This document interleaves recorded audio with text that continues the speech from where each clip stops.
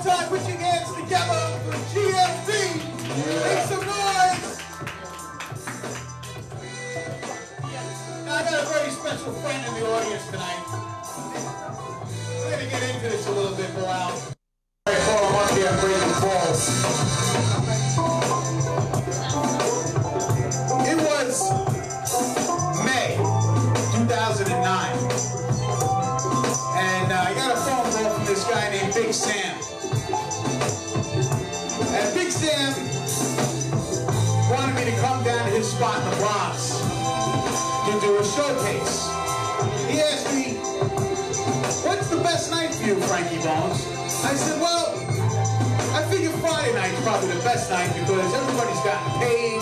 Most of them have got to go work on Saturday. So, Friday night. He said, well, I got this brother.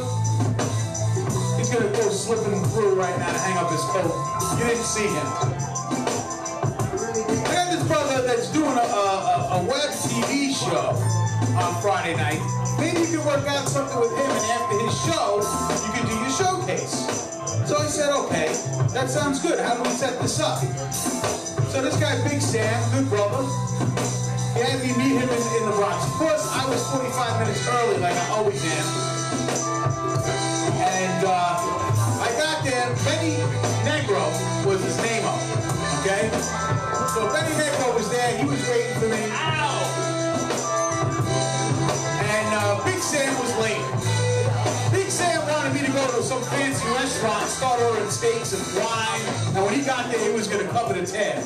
But being that Big Sam was already late, I said, no, this is how it's going to work, Big Sam.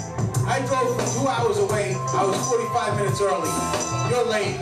I'm going to take Benny into McDonald's and buy his ass a cheeseburger. Forget about the steak and the wine. Me and Benny are going to talk, and then we'll get back to you. And that's what happened. So I started talking to Benny Negro. We put our heads together.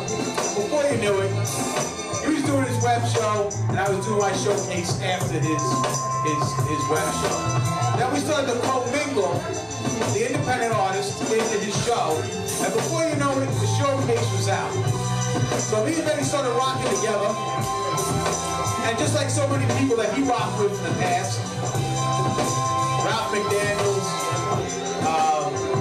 Maria Davis, and many others, you know, sometimes two people, for better or worse, they go off in different directions. There's a different vision or a different motivation, but for whatever reason, you know, after working with this brother for 8 months, we decided we're going to go our separate ways. But tonight was a special surprise.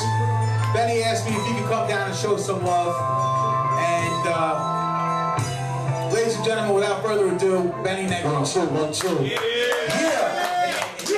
What up, baby? I'll buy you another cheeseburger.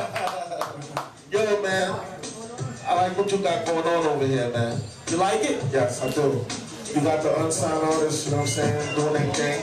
The guys that was just up here, they really killed it, you know what I'm saying. Yo, give a round of applause to all the artists that came out tonight. You know what I'm saying? The Frankie Bones Show, 247 Grind, I like it, man. That's right, and we're here every Wednesday at 297 10th Avenue, corner 27th Street. You can check out the spot at theLawNYC.com. It's a beautiful upscale lounge. We got 2-for-1 drinks from 7 to 12. You can't beat it. So what's up, Benny? Man, chillin'. I had a diamond collection launch party last night. You sent that out. I said, what the French? I'm not cursing no more. Maria Davis would be proud of me. I had someone come up to me and said, listen, man, we want to do a diamond collection on you, on what you're doing, you know what I'm saying? People could come and purchase some diamonds and stuff for a reasonable price. So I was just like, yo, let's do it.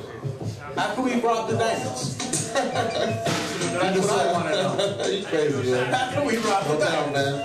Yo, for everybody, man, that came out tonight, man, you know what I'm saying, keep doing what y'all do, you know what I'm saying, a lot of people always, you know, want to put y'all down and say, yo, don't do this, don't do that, but if your dream is to make music, to produce, to sing, to rap, yo, continue doing what y'all do, because one day, man, those same people that told you y'all couldn't make it, is gonna be in the audience clapping for y'all to keep doing what y'all do. You know what I'm saying? So I would like to say, yo, keep doing what you do, man, and giving a platform to the unsigned artists that's out here, because to be honest with you, not a lot of people is doing that. A lot of people out here is not giving back to the community. It's not giving, you know, a platform for the artists to shine. So when people like myself, people like you, people like Bilal, you know what I'm saying, that's doing the damn thing and giving back to the community and coming out and doing what they do, you know, it's a blessing, man.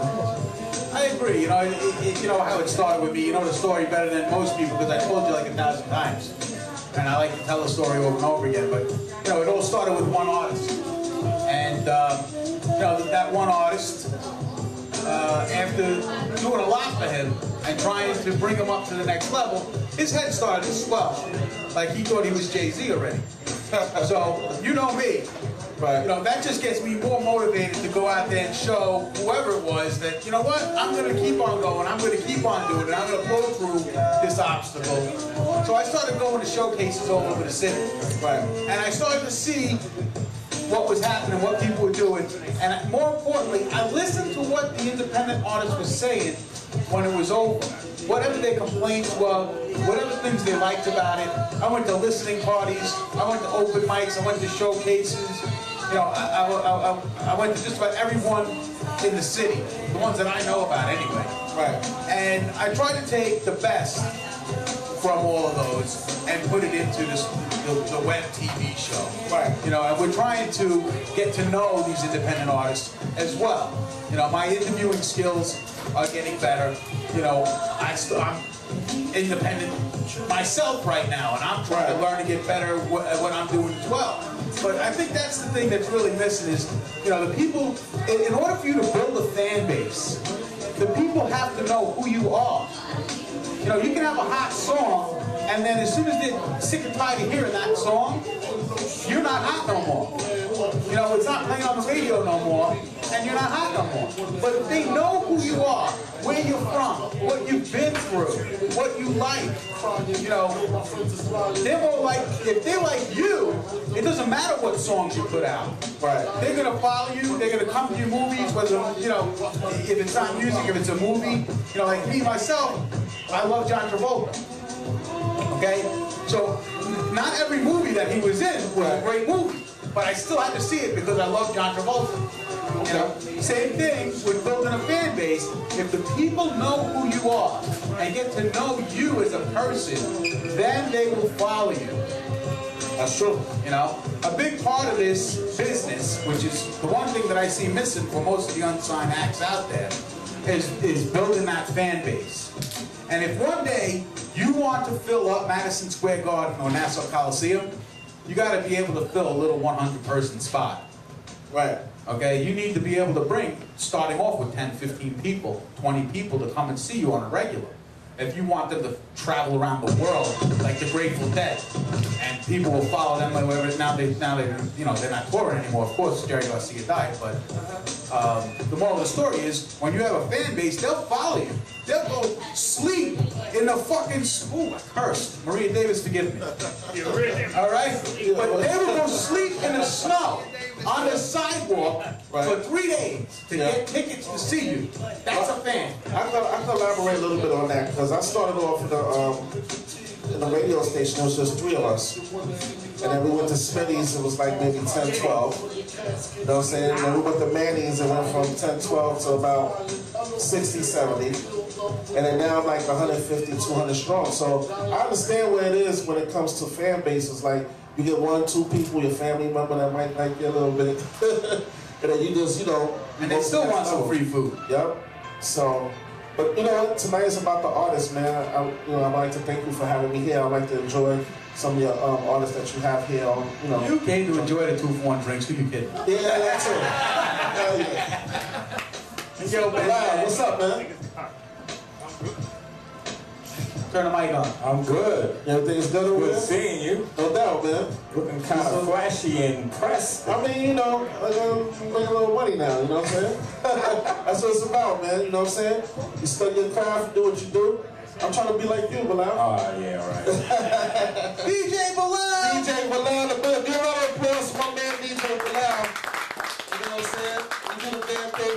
Bones. I'm gonna hang out with my man Frankie Bones. I'll come back with y'all a little later.